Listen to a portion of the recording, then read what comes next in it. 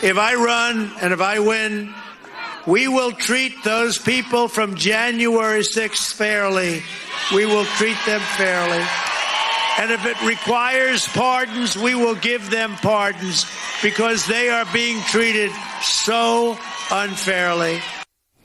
Yes, he is ready to abuse presidential pardon powers once again, this time to let his supporters know they'll receive a get-out-of-jail-free card for January 6th and perhaps for whatever may come next. That's not a campaign promise, though. That's more like a dictator's decree. Yes, America, the coup is still happening. Racist argument that choosing a black woman is only going to be a sign of affirmative action. I've heard you debunk that about 10 different times on our air. I welcome you to do it again. But really what I'm driving at, Juanita, is given that backdrop, right, given that Republicans are already out there on the attack, what then did you make of Senator Graham on television this morning making the counter argument?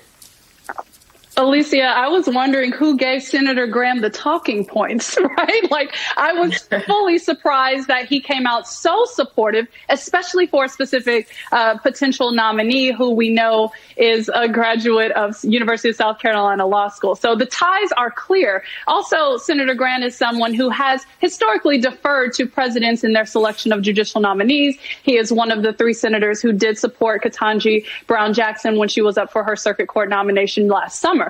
But hearing that contrast between Senator Graham with what we heard from Senator Susan Collins and Senator Wicker, I hope more of the GOP decides to fall in the line of Senator Graham, because this is not a moment when they want to be continuously on the wrong side of history.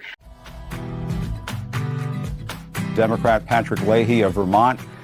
Senator Leahy, does this sound like a threat to you coming from the former president? It sounds definitely like a threat. I cannot believe I would ever hear this from somebody running for office or in office. I was a prosecutor for 8 years. To think that somebody would run for a high office and say, you can conduct any kind of criminal conduct you want. Don't worry. If you're doing it to support me, I'll give you a pardon when I get there. As a prosecutor, I'd say this has to be somebody's making this up. It couldn't be real.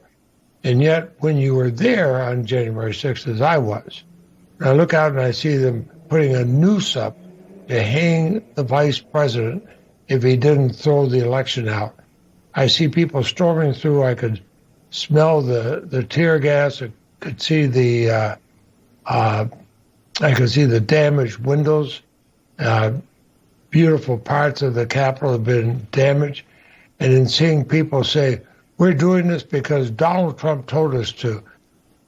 This is not a democracy. This is something that you'd see in a third world nation.